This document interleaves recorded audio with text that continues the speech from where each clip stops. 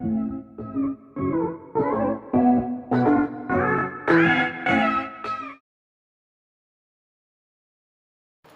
Channel पर आप सभी का बहुत बहुत स्वागत है। आज मैं आपके लिए जो एक नई वीडियो लेकर आई हूँ वह कविता नहीं है, किसी कार्यक्रम की सूचना नहीं है, बल्कि आपके क्लास का एक व्याख्यान है। बीए द्वितीय वर्ष में रामधारी सिंह दिनकर की रचना कुरुक्षेत्र का एक छोटा सा अंश चल रहा है, उसी की व्याख्या आप लोगों के लिए लेकर आई हूँ। इस अंश में विज्ञान के बारे में बताने का प्रयास किया गया है कि विज्ञान के गुण और दोष क्या क्या हैं। अगर विज्ञान हमारे लिए बहुत सारी चीज़ें लेकर आता है तो कहीं ना कहीं सर्वनाश का भी कारक बनता है।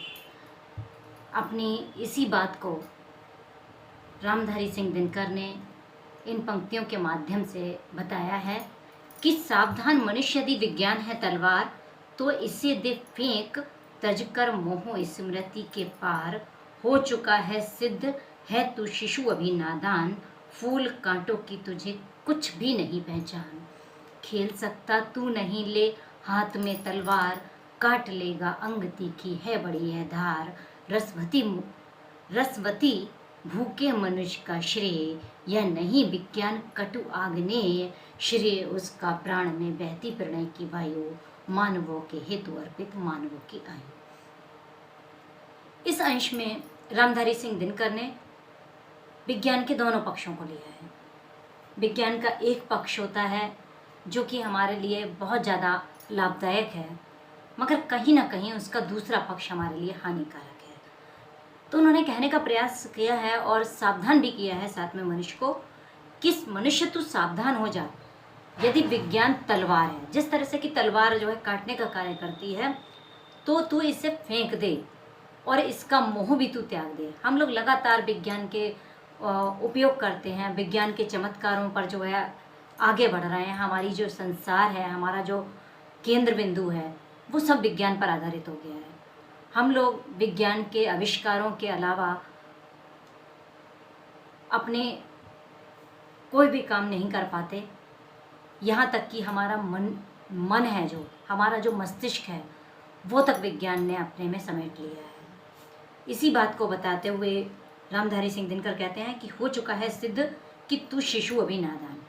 ये सिद्ध भी हो चुका है कि तू अभी छोटा सा शिशु है, जिसने कि अभी इस दुनिया में पदार्पण किया है। और ऐसा तू नादान शिशु है क्योंकि तुझे फूल और कांटे, क्या चीज़ तुझे लाभदायक है, क्या नुकसानदायक है, इसका भी तुझे आभास नहीं है। खेल सकता तू नहीं ले हाथ में तलवार, तू इतना छोटा सा नादान शिशु है कि हाथ में तलवार लेकर अगर तू खेलेगा तो क्या करेगा, काट लेगा अंग तीखी है बड़ी है धार। तू अपने अंगों को काट लेगा, क्योंकि अगर तुझे तलवार चलाना ही नहीं आएगा, तुझे उसे पकड़ना नहीं आएगा, तो अपने स्वयं के लिए तो नुकसान करेगा। रसवती बुके मनुष्य का श्रेय, यह नहीं विज्ञान कटु आग्नेय। ये विज्ञान कोमल नहीं है, बल्कि एक कटु है, कटु सत्य है, कठोर है, आग्नेय है, अग्नि की तरह है कि एक बार जैसे अग्नि के पास में जाते हैं और जल जाते हैं, ठीक उसी तरह से यह विज्ञान है कि हम लोग अगर उसके पास में जाते हैं तो वास्तव में हमारा सर्वनाश हो जाता है। श्रेय उसका प्राण में बहती प्रणय की वायु, मानवों के हित अर्पित मानवों की आयु। जो हमारे अंदर प्राण वायु बह रही है, वह भी जो है आजकल विज्ञान की देन हो गई है कि विज्ञान के द्वारा ही हमारी सांसें बढ़ जाती हैं और थम भी जाती हैं। हाँ, कहीं ना कहीं विज्ञान वरदान तो साबित होता है, मगर हर जगह वरदान साबित नहीं होता। वो जो है कहीं ना कहीं अभिशाप भी शामिल हो जाता है, अभिशाप भी बन जाता है, क्योंकि कभी तो यह हमें ऑक्सीजन देता है और कई बार इसके द्वारा निर्मित वस्तुओं से हम ऑक्सीजन से बहुत दूर चले जा रहे हैं। गत वर्षों में महामारी का दौर आया, उसमें विज्ञान के एक तरफ अगर हम उसका दोष लें तो वो विज्ञान का दोष ही था कि ये जो महामारी फैली वो विज्ञान के द्वारा ही जो है निर्मित थी। मगर हाँ, कहीं ना कहीं विज्ञान ने मनुष्य की प्राणवायु को बचाया भी कहीं ना कहीं प्राण संचार भी किया। जब ऑक्सीजन की कमी हो रही थी तो उस ऑक्सीजन की आपूर्ति की।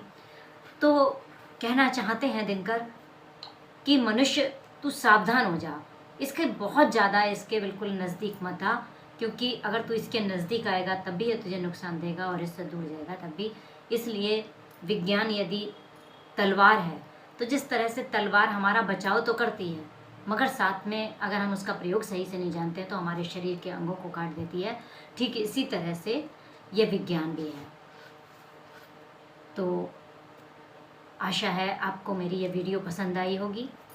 यदि मेरी ये वीडियो आपको पसंद आई है तो लाइक, कमेंट और शेयर के माध्यम से मुझे ज़रूर बताइएगा।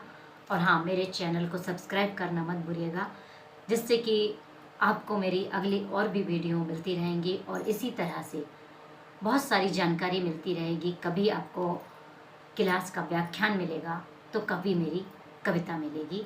बहुत बहुत धन्यवाद।